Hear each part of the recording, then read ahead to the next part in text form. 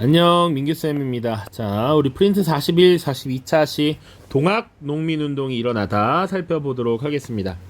이전차 시 진단평가부터 마무리를 짓고 본격적인 내용 해볼게요. 1번, 급진계합화가 우정총국의 개국 축하연을 이용하여 일으킨 사건. 바로 갑신정변이 되겠습니다.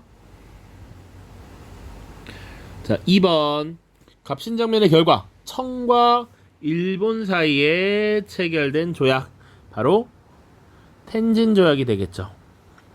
텐진 조약의 내용은 뭐였죠? 자, 청과 일본 양국 군대를 철수시키고 향후에 군대를 출병할 시에 서로에게 알려준다라는 내용이었습니다. 자, 그렇다면 조선과 일본이 체결한 조약은 뭐죠? 바로 한성조약이었습니다. 배상금을 지불하고 일본 공사관을 신축할 수 있는 비용을 제공한다, 이런 내용이었습니다. 자, 이제 본격적으로 동학농민운동 다룰 텐데요. 연도로는 1894년부터가 되겠습니다. 자, 갑신정변이라고 하는 사건을 우리가 바로 직전에 다뤘고, 이 갑신정변은 1884년에 이제 발생했고요. 약 10년간의 공백이 있습니다. 물론 뭐 그 이후에 중립화론, 그 다음에 러시아의 비밀 협약 추진 시도, 이런 것들도 다음 해에 나오지만 이 시기는 역사적으로도 자료가 상대적으로 빈약하고요. 물론 개화정책 자체가 추진되지만 조용하게 현실적으로 우리에게 필요한 근대 기술들을 받아들이는 그런 정도로만 내용이 다뤄집니다. 그리고 나서 이제 본격적으로 동학농민운동이라고 하는 사건을 바로 다룰 텐데, 그 중간에 있었던 근대 문물의 소용은 우리가 하나의 주제로 정리를 해서 다루니까 여기서는 바로 동학농민운동 내용 보도록 하겠습니다. 공부를 할 때 학습 목표를 살펴보면 참 좋은데요. 일어나게 된 배경, 왜 그러면 동학농민운동이 일어났는가, 그리고 어떤 과정을 거쳤고 어떤 의의를 가지고 있는가, 이런 것들 중심적으로 보면 되겠습니다. 개념 정리해보죠. 동학농민운동의 배경입니다. 자, 크게 두 가지로 볼 수 있다. 지금 동학이라는 게 확산됐다. 그리고 동학이라는 것이 확산되면서 교조 신원운동이 벌어졌다. 이 정도 일단. 자, 동학이 그러면 왜 확산되었는가부터 봐야겠죠. 자, 영국산 면직물이 유입됐다라고 되어 있습니다.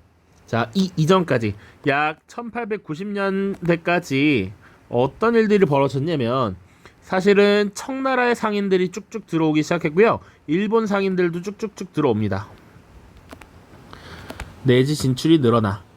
자, 그러면서 어떤 일들이 벌어졌냐면, 이 근대화를 먼저 추진한 이 나라들은 아직 경공업이 발달하고 있는데, 이런 면직물도 아직은 유럽 지역에서 만든 면직물을 사와서 조선에 조금 더 값을 붙여서 팔아버리는 이런 모습이 나타납니다.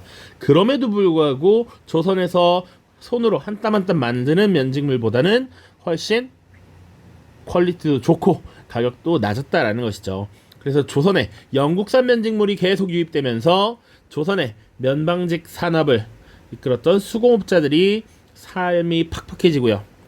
그리고 일본으로 곡물 수출이 계속 이루어지고 있죠. 왜? 조일 무역 규칙에 따라서 일본인에 의한 양국 유출을 규정해놨지. 양국 수출입을 허용했으니까. 자, 그리고 개화 정책에 따른 정부 재정 지출의 증가로 농민의 세금 부담도 증가하고 있습니다. 이렇게 지금 내가 살기 힘든데, 이때 동학이라고 하는 것이 계속 확산되었다라는 것이야. 왜? 어떻게 확산될 수 있었느냐? 자, 이대교주 최시영이 포접제라고 하는 조직망을 정비하면서 적극적으로 확산하는 모습이 나타납니다. 자, 이 동학의 이념 기억나죠? 사람이 곧 하늘이다 라고 하는 인내천 사상, 이런 것들이 하층민을 중심으로 널리 퍼졌고, 또 후천개벽 사상이라고 해서 이제 새로운 세상이 열릴 것이다. 지금 내가 살아가고 있는 이 세상, 이거 이제 넘어가고 다른 세상이 열릴 거야, 동학을 믿는다면. 이렇게 지금 확산이 되고 있다라는 겁니다. 내가 살고 있는 이 힘든 현실을 극복해내고 새로운 세상이 나타난다라고 하니까 동학 너무나도 믿고 싶겠지. 그리고 포접제 조직망도 이 동학의 확산에 큰 역할을 했다. 자, 이렇게 확산된 동학은 어떤 모습을 보이느냐? 교조, 신원운동이라고 하는 것을 전개합니다. 교조는 종교의 조상님 시조야. 그러니까 동학을 창시했던 경주의 몰락 양반 최재우가 사실 정부의 탄압에 의해서 처형당했단 말이죠. 그러니까 이 최재우의 억울한 죽음에 대해서 명예를 회복시켜달라. 이것이 교조 신원운동이고요. 그래서 보통 이런 교조 신원운동은 1892년부터 이루어졌다라고 보시면 돼. 그런데 이것이 1893년으로 넘어가게 되면서 점차 정치적인 성격을 띠게 되었고, 이때 나온 구호가 뭐였냐면 이제 외놈들이나 양놈들을 물리치고 배척하고 의를 드높이자, 정의를 바로 세우자라고 하는 척외양창의라고 하는 구호가 등장을 했습니다. 자, 요런 것들이 지금 이루어지고 있다라는 것이고, 실질적으로 직접적인 배경이 된 것은 바로 고부 지역에서 발생한 농민봉기였습니다. 1894년 1월에 지금 발생한 고부 농민봉기 한번 정리를 해보도록 하죠. 자, 지금 전라도 지역은 원래가 우리나라의 가장 생산량이 높은 곡창지대죠. 이 지역에 전라도 고부라고 하는 지역이 있는데, 고부군수 조병갑이라고 하는 인물이 농민들을 엄청나게 수탈을 합니다. 부정부패도 많았고요.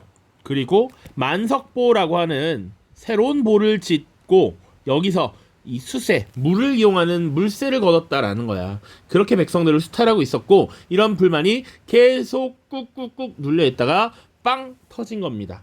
이때 바로 전봉준을 지도자로 한 이 농민군이 결성이 되어서 고부봉기를 성공시키게 되죠. 그래서 이 조병갑은 도망가게 되고요. 고부 지역에 관할을 털어서 당시 백성들에게 먹을 것들을 나눠주고 이렇게 했다는 것이지. 자, 그리고 정부에서는 지금 이런 소식이 전해지게 되죠. 아, 고부 지역에서 농민봉기가 발생했는데 이거 왜 발생했는지 조사하고 사태를 수습해야 되잖아. 그러니까 새로운 군수도 파견을 했고요. 그리고 새로운 군수 파견과 더불어서 사건을 파악하기 위한 조사관, 이런 조사관을 보통 안핵사라고 하는데, 이 안핵사 이용태라고 하는 인물이 파견됩니다. 그런데 이 이용태는 사건이 왜 발생했느냐라고 조사를 하면서 이 동학놈들이 문제야 라고 했단 말이야. 그래서 동학교도들을 잡아들이는 폭압적인 사태 수습을 보이게 되고, 이런 것들이 농민들의 분노를 다시 축적시키면서 결국은 1차 농민봉기의 발단이 되었습니다. 자, 그래서 전개 과정을 쭉 보시면요, 1차 봉기 볼게.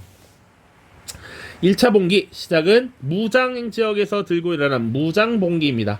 혹은 이 동학의 조직망을 포접제라고 했어. 조금 작은 단위가 포고요. 더 큰 단위가 반대로 말했죠. 작은 단위가 접이고요. 좀 큰 단위가 포인데, 무장 지역에서 이 포가 들고 일어났다라고 해서 무장기포라고도 표현합니다. 이게 일어나다 기자야. 자, 그래서 무장 지역에서 들고 일어난 농민군이 고부 지역을 점령을 했고요. 그 다음 황토현 전투에서 당시 전라도 관군을 상대로 승리를 거두게 됩니다. 그리고 나서 주변에 정읍, 고창, 무장, 한평 등 전라도 지역을 막 장악을 하기 시작하고요. 그리고 정부가 파견한 군대가 쭉쭉쭉 내려와 당시 초토사 홍계훈이 이끄는 관군을, 정부군을 황룡촌에서 다시 무찌르고 승리를 거두었다. 이후에 전라도의 코어라고 할 수 있는 이 전주성을 점령하게 되는 것이죠. 여러분들, 전라도 자체가 명칭이 주요 거점 두 개를 이어서 붙인 말이잖아요. 전주와 나주입니다.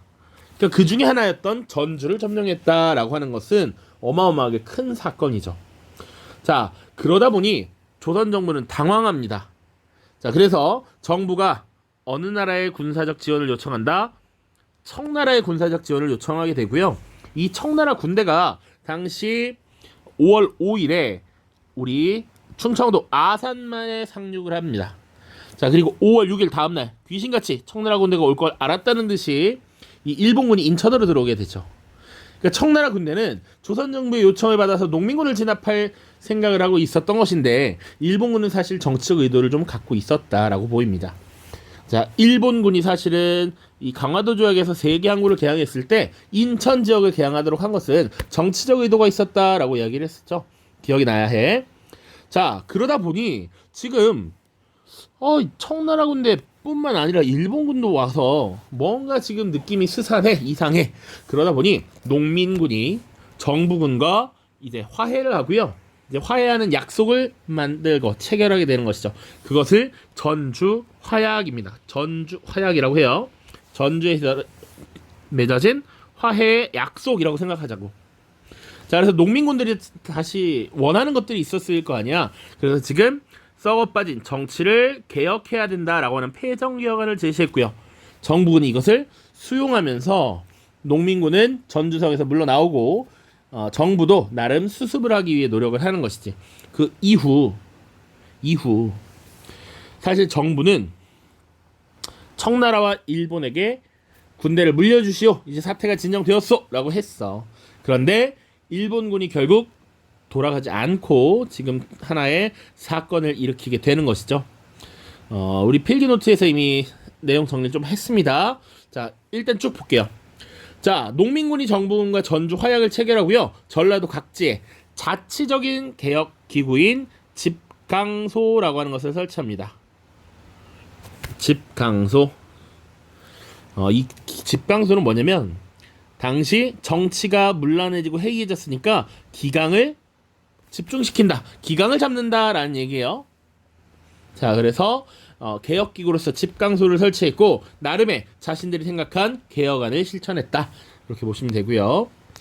자, 이 중간에 어떤 내용이 있냐면 사실 일본이 철병 요구를 거부하고 청나라에게 조선에 대한 내정 개혁을 같이 하자라고 제안을 했죠. 그리고 청나라가 이것을 받아들이지 않았고 결국 일본은 우리 조선의 궁궐인 경복궁을 강제로 점령하고 청나라를 공격함으로써 청일전쟁을 일으키게 됩니다. 자, 그래서 2차 봉기가 일어나 지금 일본군이 경복궁을 무력으로 점령하고 우리나라의 개혁을 강요하고 있어. 이런 것들을 우리가 보고서 그냥 넘어갈 수 없다라는 것이죠. 그래서 들고 일어나는 게 2차 봉기였고, 자, 일본군이 청일전쟁에서 이 평양전투라고 하는 것을 승리하고 난 뒤에 농민군을 진압할 계획을 세웁니다. 그래서 농민군들은 일본군 타도를 기치로 다시 봉기를 했고요.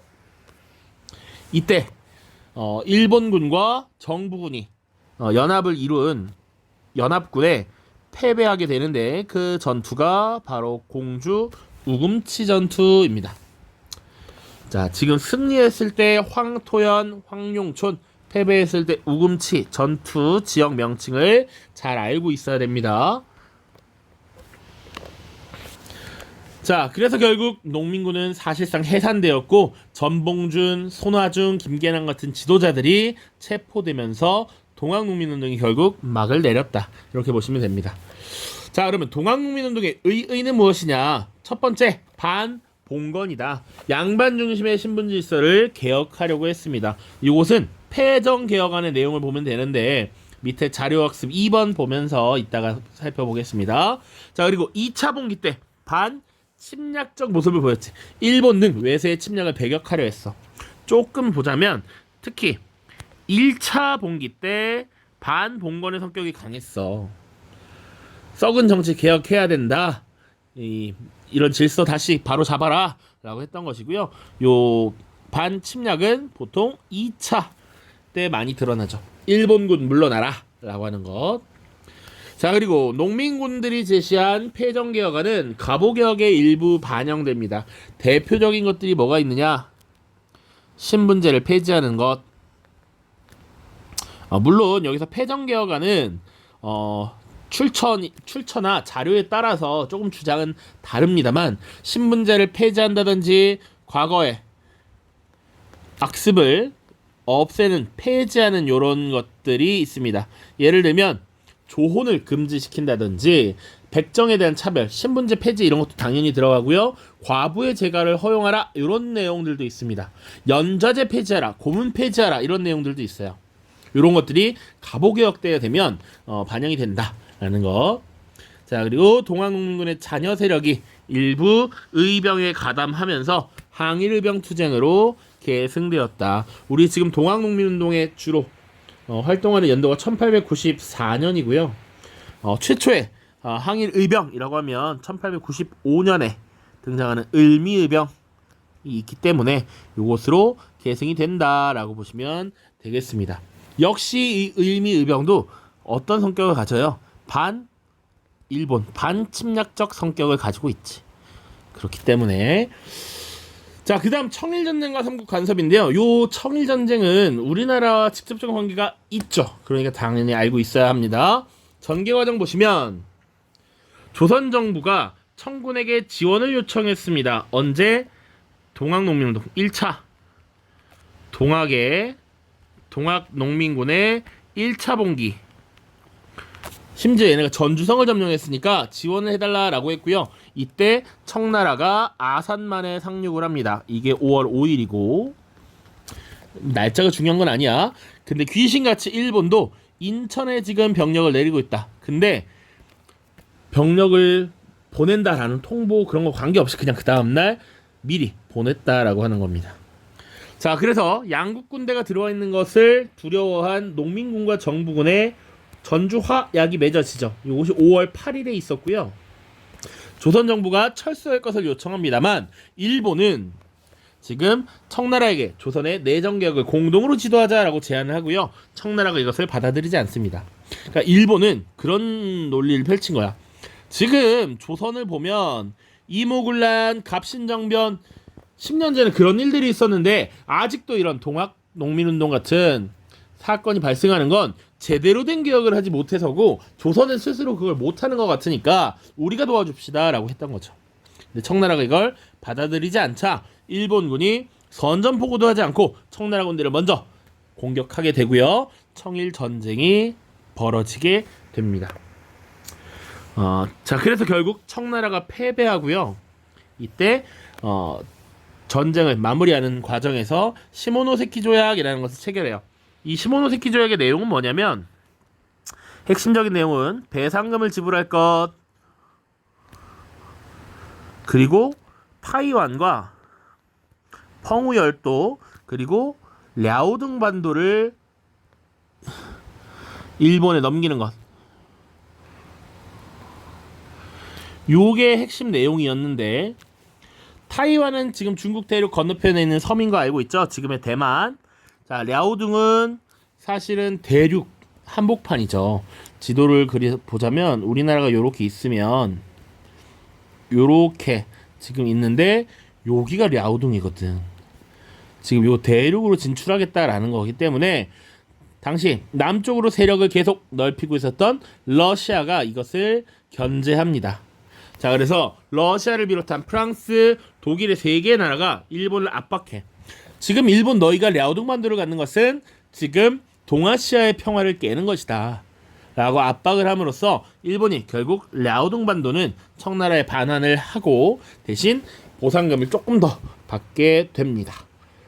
자, 그런데 여기서 중요한 건 뭐냐면 지금 이 청일전쟁에서 일본이 승리하면서 조선은 자주국이다 이런 걸 강조해요. 또 이 말인즉슨 드디어 이제 청나라가 조선에 대한 영향력을 행사하지 못하게 했다라는 거야. 그게 큰 의미가 있는 것인데 그 이후 일본이 계속 간섭을 늘리게 됩니다. 일본의 간섭이 늘어나는 과정에서 조선 정부가 지금 뭘 발견했냐면 러시아랑 이런 나라들이 압박을 하니까 일본이 결국 깨갱하네. 그래서 일본을 견제하기 위해서 일본 견제를 위해서 누굴 끌어들이게 된다? 러시아를 끌어들이려는 모습이 조선 내부에서 나타납니다. 이것이 정책적인 모습으로 나타나는데 요것을 한자식 표현으로 뭐라고 하냐면 인아거일 정책이라고 표현합니다. 이거 어려운 말이라서 몰라도 상관은 없는데 자, 요거는 일본이고요. 이건 러시아야. 러시아를 한자로 표기했을 때 아라사라고 표현했어요. 그래서 아라사 러시아를 끌어들여서 인자가 견인하다 유인하다 이런 할 때 인이거든. 끌어들여서 일본을 제거하려고 했다라는 겁니다. 이걸 주도했던 게 누구야? 바로 고종과 왕비였던 민씨였죠. 그래서 1895년 일본은 이 이나거일 정책의 중심이었던 민씨 세력을 제거함으로써 자신들의 영향력을 확대하고자 했습니다. 그 사건이 바로 을미사변입니다. 이것이 다음 영상에서 이어질 내용이야. 자, 자료학습 보고 마무리 짓도록 하죠. 1번입니다. 다음 자료를 보고 빈칸에 들어갈 알맞은 말을 써보자. 순서가 잘 나와 있습니다. 고부농민봉기가 일어났고요. 자, 그 다음 이제 무장지역에서 1차 농민봉기가 일어난 겁니다. 자, 고부농민봉기, 고부군수 조병갑의 횡포 여기 있고, 그 다음 무장지역에서 1차 봉기하면 무장지역에서 일어난 봉기였다. 무장기포라고 설명했습니다. 그 이후에 전라도 지역의 관군을 격파한 황토현 전투, 그리고 정부에서 파견한 관군을 격파한 황룡촌 전투, 이후 전주성을 4월 27일인가에 점령을 하고요. 이후에 전주성을 빼앗긴 조선정부가 청나라의 군대를 요청하자 청나라와 일본 군대가 들어왔지. 그래서 급하게 허겁지겁 전주화약을 체결했다. 이게 순서 스토리입니다. 자, 그래서 1차 봉기를 지도로 나타낸 것이고요. 농민군은 황토현 전투, 황룡촌 전투 등에서 승리하고 전주성까지 함락시켰다. 이후에 청나라 군대와 일본군이 조선에 상륙하자 농민군은 정부와 전주 화약을 맺은 뒤에 해산을 했던 것이죠. 자, 이 전주 지역에서의 맺은 약속에는 주로 어떤 것들이 있었느냐? 썩은 패급 정치를 개혁하자라고 하는 것을 농민들이 제시했고, 이것을 정부가 수용을 했고요. 이후에 지역에서는 일종의 개혁 자치기구, 자치적 개혁기구였던 집강소를 설치했고, 나름 조선 정부도 개혁을 추진하려고 했단 말이야. 그걸 위해서 교정청이라고 하는 기구를 설치합니다. 물론 이 교정청은 실질적인 역할을 수행하지 못하고 일본에 의해서 폐지가 됩니다. 곧 2번입니다. 동학농민군이 제시한 패전개혁안이다. 빈칸에 들어갈 알맞은 말을 써보자. 자, 전운사를 혁파하고 이전과 같이 가급해서 조세를 상납하게 할 것. 전운사라고 하는 이 관직은 조세를 운반하는 관직이야. 세금을 옮기는 관직인데 이들에 의한 폐단, 중간에 착취 이런 게 있었다는 것이지. 이거 없애버려라 라고 했던 겁니다. 자, 그리고 탐관오리들 징계하라. 그리고 각종 세금은 마구 걷지 말고 평균으로 나눠서 백성들에게 부과해라. 보부상의 폐단이 많으니까 이거 없애버려라. 이런 얘기. 여기서 요 보부상의 폐단이 많으니 혁파할 것. 나중에 2차 가보개혁 때 상리국 폐지로도 이어집니다. 2차. 자, 그래서 동학농민군이 제시한 패전개혁안에는 탐관오리 처벌, 조세개혁, 신분차별 철폐 등의 내용이 담겨있다. 이러한 동학농민군의 요구는 뒤에 나타나는 가보개혁에 영향을 주었다. 이렇게 보시면 되겠습니다. 이것이 동학농민운동의 의의다. 이렇게 정리를 할 수 있습니다. 자, 고생 많았고요. 다음 영상에서는 가보개혁 살펴보도록 하겠습니다. 안녕.